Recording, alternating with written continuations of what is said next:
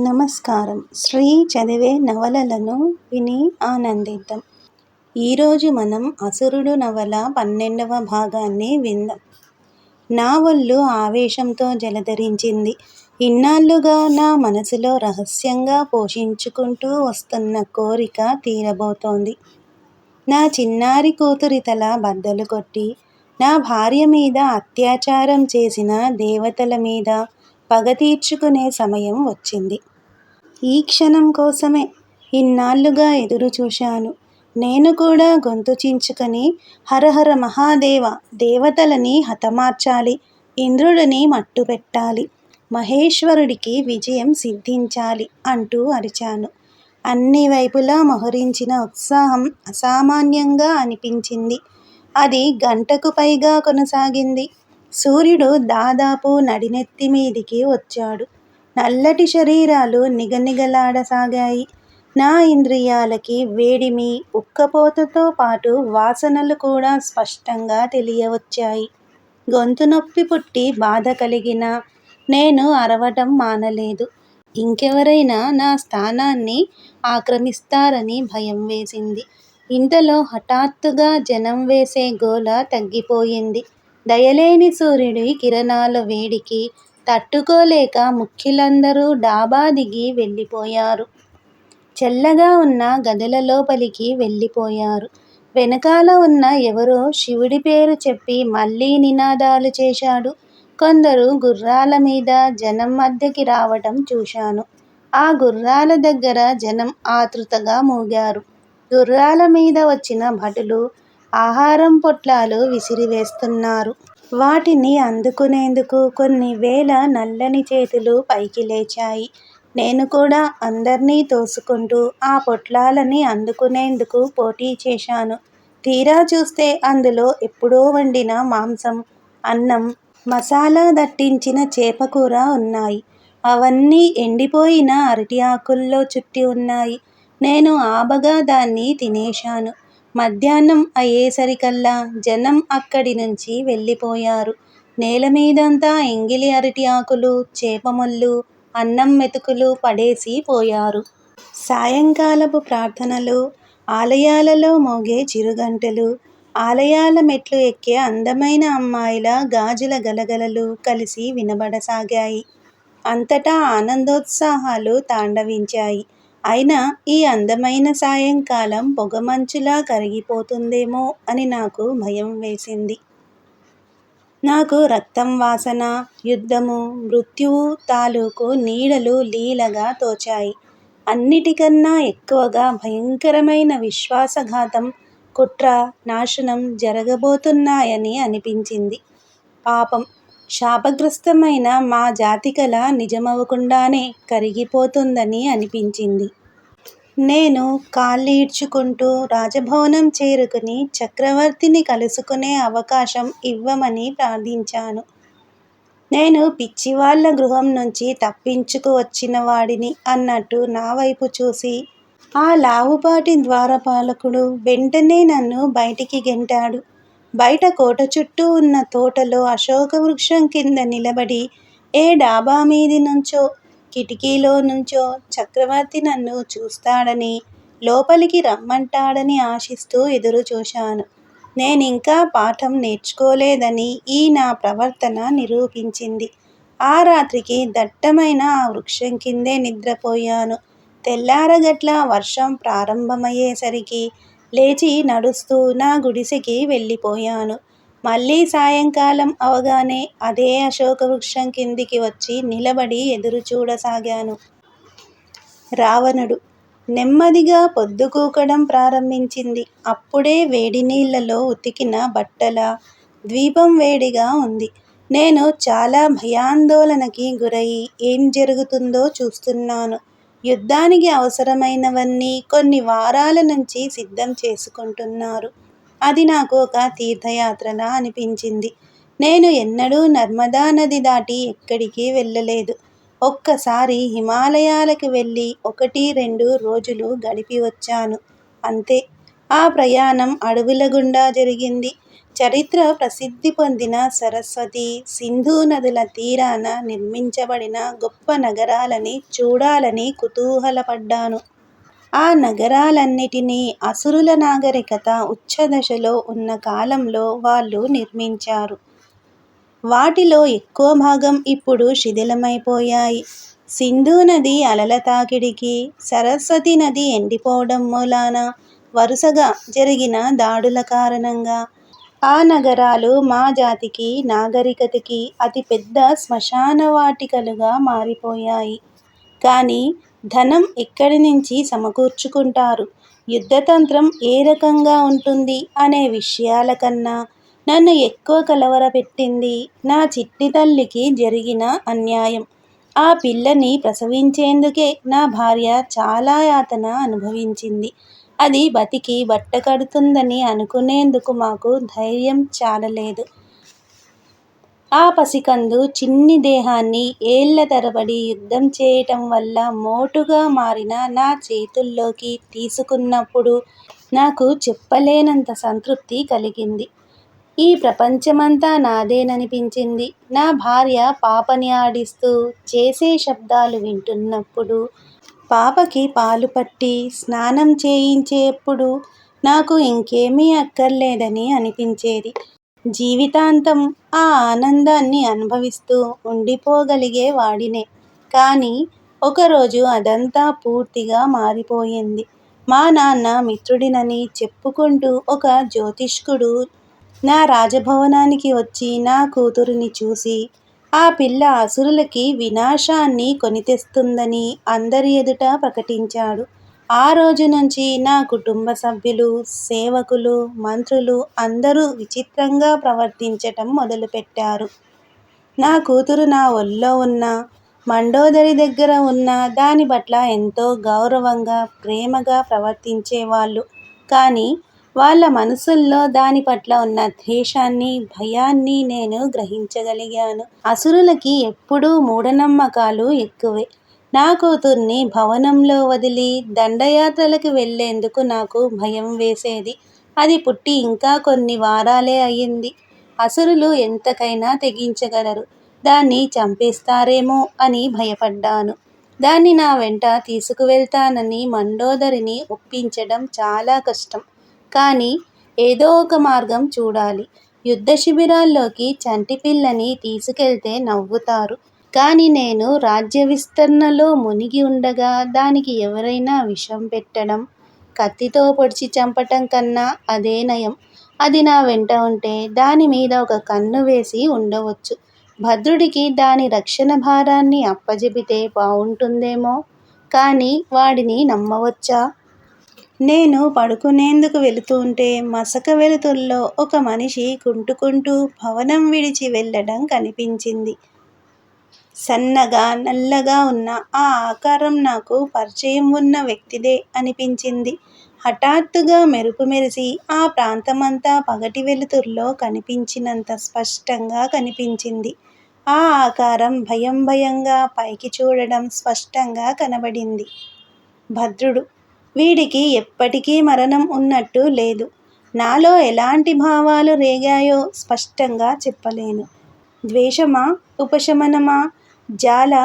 మరైతే నా సేవకుడిని పిలిచి ఆ అర్ధరాత్రి వేళ ఆ మనిషిని నా గదిలోకి తీసుకురమ్మని ఎందుకు అడిగినట్టు? భద్రుడు. అలకపురి మీద చేసిన దండయాత్రలో పారినంత రక్తం నేను పాల్గొన్న మరే యుద్ధంలోనూ పారలేదు. కుబేరుడి రాజ్యాన్ని చేరుకునే సమయానికి అసుర సైనికుల సంఖ్య 1,00,000కి పైగా చేరుకుంది. ఆ మారణ హోమంలో ఎన్నో గ్రామాలని తగలబెడుతూ, నగరాలని కూల్చేస్తూ వాళ్ళు ముందుకి సాగారు.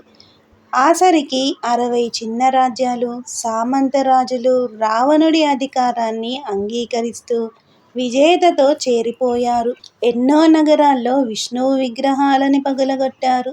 ఆ తరువాత వాటి మీద ఎక్కి తొక్కారు. వాటి స్థానంలో శివలింగాలని ప్రతిష్ఠించారు. అసురుల గౌరవాన్ని పునరుద్ధరించే ప్రయత్నం అది. అది దేశాన్ని మొత్తంగా ఆవేశానికి, ఉద్రేకానికి లోనుచేసి, దేవతలకి వ్యతిరేకంగా అణిచివేతని ఎదిరిస్తూ ఉప్పెనలా లేచింది. రావణుడు ముందుండి తన ధైర్య సాహసాలతో అందరినీ ఉత్సాహపరిచాడు. అతని సాహసం ఒక్కోసారి నిర్భీతి స్థాయికి చేరుకుందని అనిపించేది. కానీ మృత్యువుని లెక్కచేయని నాయకుడి కన్నా అసురులని ప్రేరేపించేందుకు ఇంకేదీ లేదని కూడా అనిపించింది. వెనువెంటనే ఆత్మహత్యకి వెరువని సైనికుల జట్లు చిన్న చిన్న కోటల మీద దాడి చేసి ఒక్కొక్క కోటని వశపరుచుకున్నారు. ఒక్కోసారి ఆ పని అవలీలగా చేస్తే ఇంకోసారి భయంకరంగా పోరాడి గెలిచారు. ప్రహస్తుడు, రుద్రకుడు, వజ్రదంష్ట్రుడు, మారీచుడు, విద్యుజ్జుహ్వుడు, కుంభకర్ణుడు, ధూమ్రాక్షుడు వీళ్ళందరూ నిర్దయగా రావణుడి వ్యూహాలని అమలుపరిచి తమకంటూ పేరు ప్రఖ్యాతులు సంపాదించుకున్న అసురవీరులు.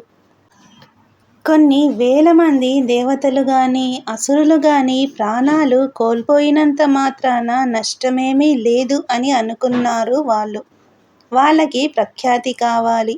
దాన్ని సంపాదించుకునేందుకు రక్తపాతం జరిగినా, భీకరమైన హింస జరిగినా పట్టించుకోలేదు.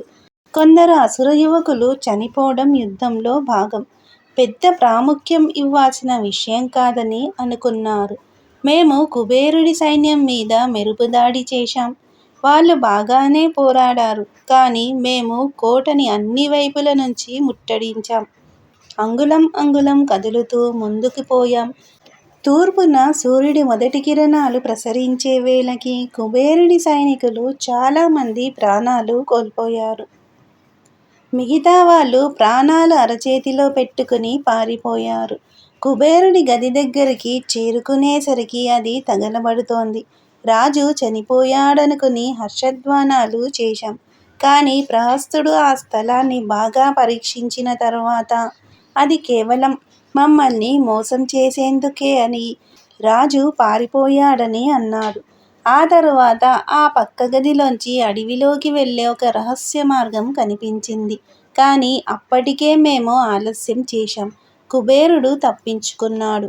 గుర్రపు గిట్టల గుర్తులు, అతను ఎక్కడ గుర్రం ఎక్కాడో, ఎటువైపు దాన్ని దౌడు తీయించాడో తెలిపాయి. మా కావలి సైనికులు చుట్టుపక్కల ఉన్న గ్రామాలన్నిటినీ గాలించి వచ్చారు. కానీ తమతోటి వారు రాజభవనాన్ని దోచుకుంటూ ఉంటే తాము మాత్రం అలా వెతకటానికి వెళ్ళటం వాళ్ళకి రుచించలేదు. అలకాపురిలో మేము దోచుకున్న సంపద అంతా రావణుడు మరింత పెద్ద సైన్యాన్ని సమకూర్చుకునేందుకు ఉపయోగపడింది. అలకాపురి విధ్వంసం తరువాత మళ్ళీ జీవితం మామూలు స్థితికి వచ్చింది. మేము దేవతల రాజ్యాలని ధ్వంసం చేసి పారేశాం. విష్ణువు ఆలయాలని తగలబెట్టాం. సాధ్యమైన చోటనల్లా శివాలయాలు లేపాం. యుద్ధంలో సామాన్యంగా జరిగే అత్యాచారాలన్నిటినీ నిప్పుముట్టించడం, స్త్రీల మీద అత్యాచారాలు చేయడం లాంటివి నిబద్ధతతో చేశాం. సరయూ నది తీరాన ఉన్న అతి చిన్న రాజ్యం అయోధ్యకి చేరుకునే వేళకి వర్షాకాలం ముగిసిపోయింది. నదీ జలాలు నల్లగా పరవళ్ళు తొక్కుతున్నాయి. కొంత దూరాన కుటీరాలు, పాడుపడిన కట్టడాలు, చిరిగిపోయి గాలికి ఎగురుతున్న ఒక పతాకం కనిపించాయి. ఆ పతాకం మీద ఉదయించే సూర్యుడి చిహ్నం ఉంది. కానీ ఆ నగరం స్థితి చూస్తే అస్తమించే సూర్యుడి నగరం అనటమే సమంజసమేమో అని అనిపించింది. అయోధ్యరాజు అనరుణ్యుడికి లొంగిపొమ్మని రావణుడు సందేశం పంపాడు. 6 రోజులు గడిచిపోయినా దానికి సమాధానం రాలేదు. ఓరిమి నశించి రావణుడు మమ్మల్ని నది దాటి నగరం మీద దాడి చెయ్యమని ఆదేశించాడు. కానీ మేము నగరంలోకి ప్రవేశించాక అక్కడి దృశ్యం మమ్మల్ని ఆశ్చర్యచకితులని చేసింది. నేను ఇంతవరకు ఎన్నడూ ఇంత దారుణమైన విధ్వంసాన్ని చూసి ఎరుగను. వీధులన్నీ మురికి కూపాల్లా ఉన్నాయి. అలగా పిల్లలు బట్టల్లేకుండా అటూ ఇటూ పరుగెత్తుతున్నారు. వీధి కుక్కల కుళ్ళిన శవాల మీద ఈగలు జుమ్మని ముసురుతున్నాయి. పందులు అశుద్ధం తింటున్నాయి. జనం వీధుల్లో నివసిస్తూ అక్కడే మలమూత్రాలు విసర్జిస్తున్నారు. వీధులు ఇరుగ్గా వంకర టింకరగా ఉన్నాయి. దుమ్ము ధూళితో నిండి ఉన్న ప్రాంతంలా ఉందా నగరం. అది మా దారిలో తగలకపోయినట్టయితే ఆ మురికి కూపంలోకి అడుగు పెట్టేవాళ్ళమే కాము. అక్కడ దోచుకునేందుకు ఏమీ లేదు. మాకు ఆహ్వానం పలికేందుకు అక్కడ శత్రుసేన ఏదీ లేదు. పైగా ఒక పెద్ద గుంపు బిచ్చగాళ్ళు మా దగ్గరికి చేతులు చాపుతూ పరిగెత్తుకుని వచ్చారు. మాకేం చెయ్యాలో పాలుపోలేదు.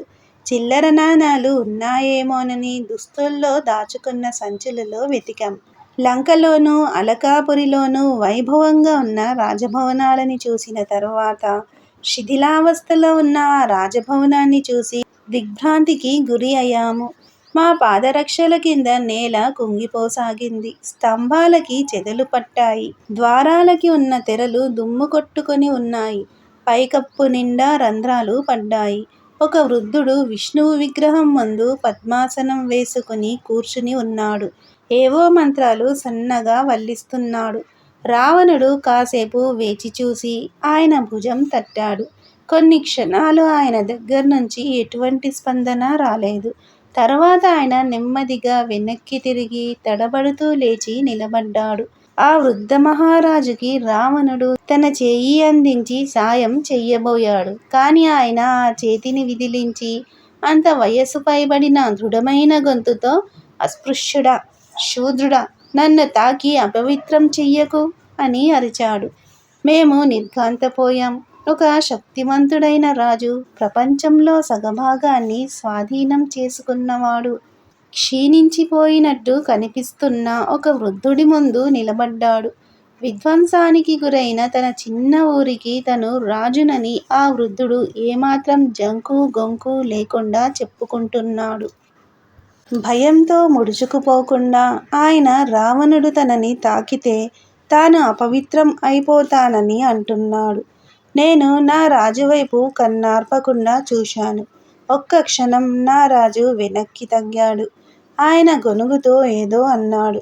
మా నాన్నలాగే ఈయన కూడా బ్రాహ్మణుడు అన్నాడని అనిపించింది. ఓరి అస్పృశ్యుడా, నీ తల్లి కులం లేనిది అయినట్టయితే నువ్వు కూడా అంతే అంటూ అరిచినంత పనిచేశాడు ఆ వృద్ధుడు. రావణుడి కళ్ళల్లో కోపజ్వాలలు లేచాయి.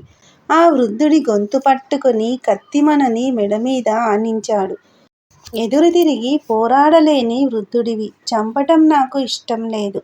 నాకు లొంగిపోతే ప్రాణాలతో విడిచిపెడతాను అన్నాడు. ఒక శూద్రుడికి నేను లొంగను. అయితే ఒక శూద్రుడి చేతిలో మరణించు అంటూ రావణుడు గర్జించాడు. ఓరి శూద్రుడా, విష్ణువు పేరు చెప్పి నిన్ను శపిస్తున్నాను. నువ్వు నన్ను అపవిత్రం చేసినందుకు నా వారసులు ప్రతీకారం తీర్చుకుంటారు. నీ నగరాన్ని సర్వనాశనం చేస్తారు. నీ జాతిని, నీ భార్యల మానాన్ని, నీ పుత్రులని నీ ఒక్కవేటితో రావణుడు అయోధ్యరాజు అనరణ్యుడి తల నరికేశాడు. దాన్ని సైగగా అర్థం చేసుకుని సైన్యం చనిపోయిన రాజు తాలూకు చిన్న మందిరాన్ని సమూలంగా ధ్వంసం చేసింది. ఆ విగ్రహం లోపల కెంపులు దొరికాయి. ఆ విగ్రహాన్ని అలంకరించిన హారాలు స్వచ్ఛమైన బంగారంతో చేసినవి. వాటిలో వజ్రాలు పొదిగి ఉన్నాయి. ఆ రాజు మమ్మల్ని అపవిత్రులని అవమానించడం నాకు విపరీతమైన కోపం కలిగించింది. దేవుళ్ళ నగలని, ఆయన దేవేరుల వస్త్రాభూషణాలని దొంగిలించేందుకు పురికొల్పింది. కానీ నా మనసులో ఏ మూలనో ఒక బ్రహ్మరాక్షసి తన వాడి అయిన గోళ్ళతో గుచ్చటం ప్రారంభించింది. దానికి కారణం చక్రవర్తి. దాదాపు మన్నించమని వేడుకుంటున్నట్టు చనిపోయిన దేవతల రాజుతో ఏదో అంటున్నాడు. అంత శక్తిమంతుడు, అసురులని ఉద్ధరించిన వీరుడు పుట్టినది ఒక బ్రాహ్మణుడికి. అదే నన్ను కలతపెట్టింది. ఈ నవల మీకు నచ్చితే సబ్స్క్రైబ్ చేయండి, షేర్ చేయండి, లైక్ చేయండి, బెల్ ఐకాన్ను ప్రెస్ చేయండి. శ్రీ ఛానల్ ఆడియో నవలను వింటున్నందుకు ధన్యవాదములు.